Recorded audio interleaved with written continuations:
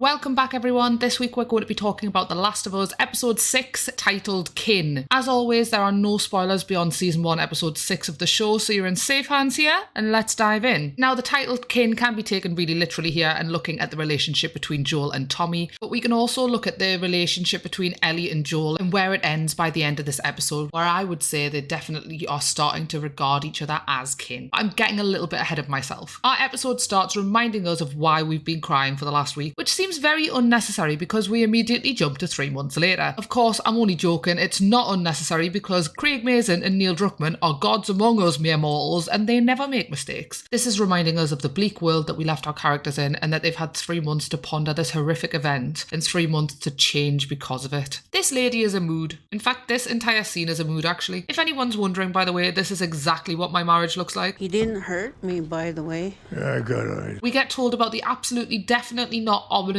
river of death. Wait, oh, it's actually not ominous. Oh, okay. Well, anyway, we'll leave these people to actually live for the first time in an episode. Fun gamer fact, if this was the game, these people would not be a grumpy old couple and they would also be super not alive right now. So yeah, to all you folk wondering, the TV series is actually a lot more cheerful than the games. Joel having an anxiety attack is a great addition to the story. There are so many examples of post-apocalyptic stories where unspeakable things happen to our protagonists, yet somehow their minds are still fully intact. If it was any reasonable person in this type of world, it would definitely have an impact on their mental health. We saw evidence of post-traumatic stress disorder in the first episode. However, since then, it's been pretty forgotten about. They absolutely hit you over the head with it this episode though. I think it would have been nice to see more of this. However, this is a bit of a nitpick because as we find out later on in the episode, there has been a lot of events recently culminating to a decline in Joel's mental health. God damn, psychology is so interesting. We get an idea of the development of Joel and Ellie's relationship in this scene. They both have dreams and the conversation starts with Ellie assuming that they'll stay together after they've cured humanity. Joel, on the other hand, has other ideas. While he's grown to like Ellie, he still sees her as a job that needs to be done, after which he'll be shot of her. I think that this is more of a defense mechanism rather than actually not wanting to spend time with her though. If he's not with her, then he can't get hurt if something happens to her. You also can't listen to her endless puns. Also, sheep don't do as they're told. Joel's obviously never watched Clarkson's Farm. His little dream of tranquility is a cute one though, and I love that Ellie wants to be an astronaut still. They sort of go heavy on this, at least in the second game anyway, so it's cute that they've given that a little bit of a mention here. Ellie also opens up about her attempt to save Sam, and I like that Joel doesn't chastise her for it. He's getting better at saying the right thing at the right time. Aww. Joel and Tommy reunion brought a tear to my eye. God damn, these actors can act the fuck out of a scene. Well done. After our tour of the communist commune, Joel leaves Ellie with a stranger she's clearly uncomfortable around, but Joel says it's fine because he's dad of the year. Fun gamer fact, this commune is the same one that was included in The Last of Us Part 2. There's lots of little Part 2 references in this episode, I think. Joel has a massive and selfish expectation of Tommy. He does in the game too, however, they've added a surprise pregnancy to make it more plausible that Tommy doesn't want to get involved. This is not something that was in the game. Joel is a proper dick to Tommy and we know exactly why. His grief mixed with jealousy means he's unable to feel happy about this good news. I still want to punch Joel's stupid face though. Then I immediately want to cuddle him when he sees the Sarah lookalike with her daughter reminding Joel of everything that he's lost. Oh, God, this is a bloody roller coaster. You know what? The zombie apocalypse is possibly the only time I would ever consider using one of these. To all the men out there who aren't fragile as fuck, this is a menstrual cup and all you need to know about it is that it's reusable, so you don't need to be doing ridiculously stupid things for the sake of a tampon anymore, Ellie. Sarah was Joel's daughter.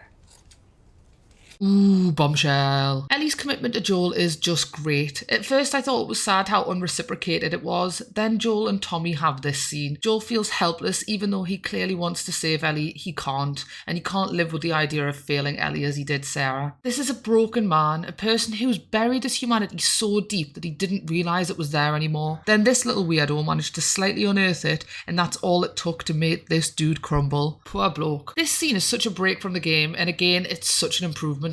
In the game, Joel essentially says that he's done what was required of him and then passes the job to Tommy because he doesn't want to do it anymore. It's a lot more shouty and sweary and manly and dick measury. However, here we see it's because Joel can't fail again. It's just as dramatic but in a completely different and more emotionally striking way. This will be the thing to break him. It shows that not only does he care about Ellie, but he's still a broken man after 20 years of destroying his humanity since the loss of Sarah. Ooh, Ooh, the confrontation. Both of these characters act exactly how I expected them to. Ellie wants him to stay but is an asshole about it because her walls have gone straight up. Joel had the reinforced metal walls up from the second the Sarah word was mentioned and now was getting through that. Rather than be vulnerable around Ellie, he deploys the steel spikes from his invulnerable metal walls and hits back hard. You're not my daughter, and I sure as hell ain't your dad.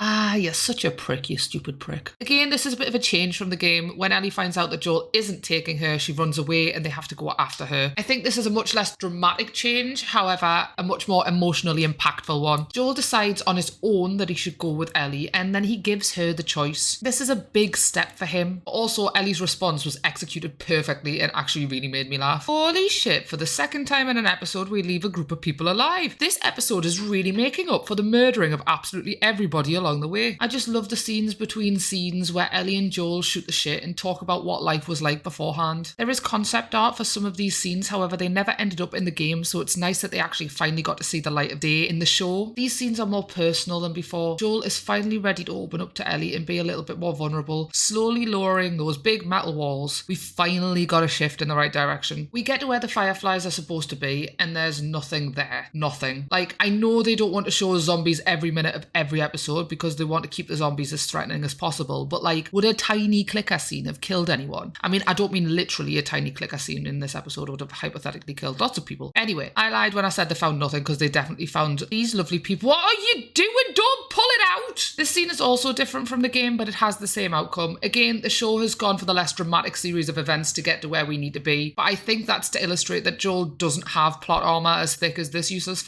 Joel's nearing 60 now. He needs to sleep more. He's going deaf. He's not what he used to be. So yeah, this probably would have killed him. Although he isn't looking too good here either, so... Anyway, Never Let Me Down Again plays while Ellie weeps. In the first episode, I said that I didn't like the closing credits stuck with the song because I wanted to hear more of the original score. However, now I want to call past Artemis stupid. It makes more sense now that Craig Mazin and Neil Druckmann can't make a bad decision, and ending this episode with a softer and more acoustic rendition of the Depeche Mode song shows us how far we've gone, but also, if you haven't noticed, we're in trouble. Now it's time for the song fact round. This song also symbolises a hell of a lot more this time round. I'm taking a ride with my best friend. I hope he never lets me down again. Well, in Joel's eyes, he's done exactly that. He said he was scared that he would let her down, and he has, leaving her alone and vulnerable to the dangers of this rancid world. Joel's worst fears have come true. He's failed. And Ellie's worst fears have come true. She's alone. And cut to credits. I wonder if any of the episodes will have a happy ending. My guess at this point is a resounding no. Anyway, if you've enjoyed my ramblings, press all the buttons, do all the things, and remember I stream on Twitch every Wednesday and Thursday, so stop by and say hi. I'll see you next week. Toodaloo!